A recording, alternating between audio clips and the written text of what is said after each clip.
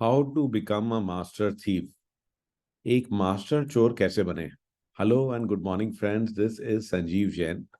तो ये बड़ी इंटरेस्टिंग कहानी है, ये भी मैंने ओशो से ही ली है। तो एक बार जो है जापान के अंदर एक मास्टर थीफ था। वो इतना फेमस था कि लोगों को ना बड़ा ही गर्व महसूस होता था कि अगर उसके यहाँ चोरी हो जाए तो वो बताते थे कि अरे मेरे यहाँ तो देखो डाका पड़ गया और वो मास्टर थीफ आया था। तो वो मास्टर थीफ इतना चतुर था कि उसने किसी को नहीं छोड़ा था।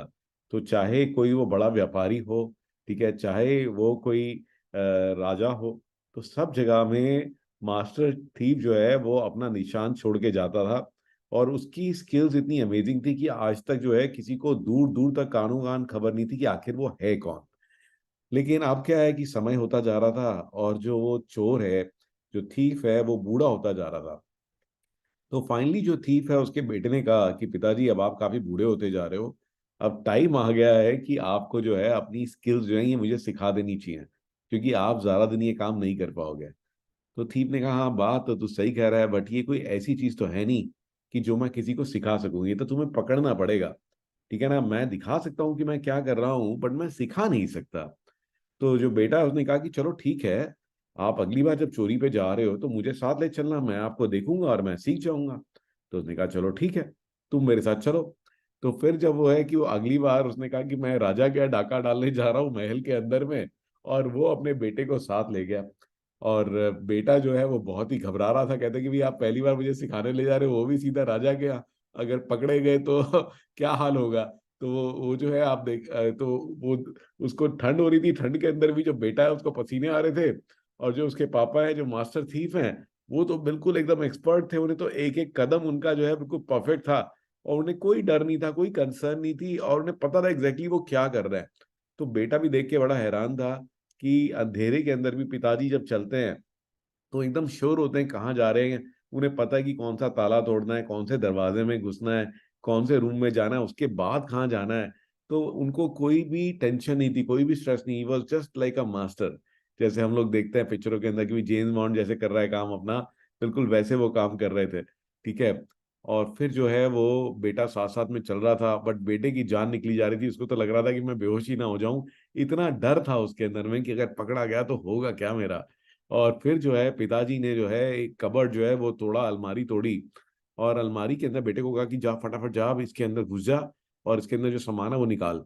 और जैसे ही बेटे ने उसमें कदम रखा, पिताजी ने जो है अलमारी कर दी बंद। और उसके बाद में बंद करने के बाद में फिर से लॉक करने के बाद में चिल्लाए, चोर चोर चोर, अरे उठो चोर आ गया। तो ये सुन के बेटा तो वो तो बिल्कुल ही बेहोशी की हालत में आ गया, वो कहता है ये क्या हो रहा है, ये मेरे पिताजी है या मेरे दुश्मन है। और उतनी देर में ही वो फटाक से जो छेद वेद करा था उन्होंने, वो तो अपना वहां से एकदम भाग लिए। ठीक है, तो पिताजी जो भाग लिए और बेटा बेचारा जो है वो फंस गया कबर्ड के अंदर में, और उसकी जान जो है बिल्कुल आफत में आ गई कि अरे सब जगह में शोर भी मचा दिया पिताजी ने कि चोर आ गया चोर आ गया। और कुछ तो फिर वो जो है चोर जो है जो मास्टर थीफ है वो जाके अपने कमरे में सो गए। और फिर जो है एक दो घंटे बाद बेटा जो आया एकदम बुरी हालत में, एकदम पसीना पसीना भागता हुआ आया। और फिर जो है उसने पिताजी का कंबल जो है फटाक से हटा लिया। कहते कि आपका दिमाग खराब है, आप पागल हो गए हो क्या, आपने मुझे मरने के लिए छोड़ दिया वहां पर। और फिर जो है पिताजी ने उसको देखा, कहते अच्छा अच्छा, अरे वाह, तुम आ गए वापस, चलो चलो वेरी गुड, तुम थक गए हो गया, तुम भी थोड़ी देर के लिए सो जाओ, आराम कर लो, मैं भी आराम कर रहा हूँ। उसने कहा कि अरे आप इतनी आसानी से कैसे सो सकते हो, तो आपने तो मेरी जो है जान ही आफत में डाल दी, आपने मेरे साथ ऐसा क्यों किया। उसने कहा मैंने ऐसा क्या किया, मैंने तो तुम्हारे को बस सिर्फ सिखाना था ना, तुम चाह रहे थे ना कि सीखना। और अभी क्या है कि जब तक करेगा नहीं आदमी तो सीखेगा कैसे, तो मैंने तो बस यही किया। तो उसने कहा कि नहीं नहीं, आपको पता नहीं है मैं कितनी मुश्किल से वहां पे निकला, मैं आपको पूरी कहानी बताना चाहता हूँ। कहते नहीं नहीं नहीं, अरे कोई इसकी कोई जरूरत नहीं है, तुम वापस आ गए, यही मेरे लिए बहुत है। मुझे समझ में आ गया कि हाँ भाई कोई टेंशन की बात नहीं है, ये बेटे में बहुत चतुराई है, तुम्हारे में इतनी अकल है, इतनी प्रेजेंस ऑफ माइंड है कि तुम जो है ये काम कर सकते हो, तो अब मुझे कोई स्ट्रेस नहीं, मुझे तो बड़ी अच्छी नींद आएगी। बेटे का नहीं नहीं नहीं ऐसे नहीं, आपको सुनना पड़ेगा। तो फिर वो बोले कि हाँ मैं समझ रहा हूँ, एक तकलीफ एक मास्टर थीफ की, कि हमारा जो आर्ट है ना वो कोई भी अप्रिशिएट नहीं कर पाता। चलो कोई बात नहीं, तुम अपनी कहानी सुना दो। तो फिर बेटे ने कहा कि आपके जाने के बाद तो मैं तो कबर्ड में बंद था, तो मैं घबराया और पूरे जो पैलेस में अफरा तफरी मच गई, सब लोग जो है इधर उधर घूम रहे थे। तो मैंने जो है कबर्ड के अंदर जो छेद था चाबी वाला, उसके अंदर से मैंने देखा, की होल में से देखा कि एक सर्वेंट लेडी जो है वो एक कैंडल को लिए घूम रही है।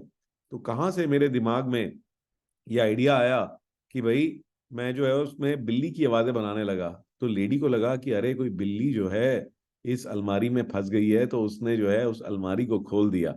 और जैसे ही उसने उस अलमारी को खोला, तो मैंने लपक के उसकी कैंडल को बुझा दिया और उसको धक्का देके गिरा दिया और फटाक से भाग लिया।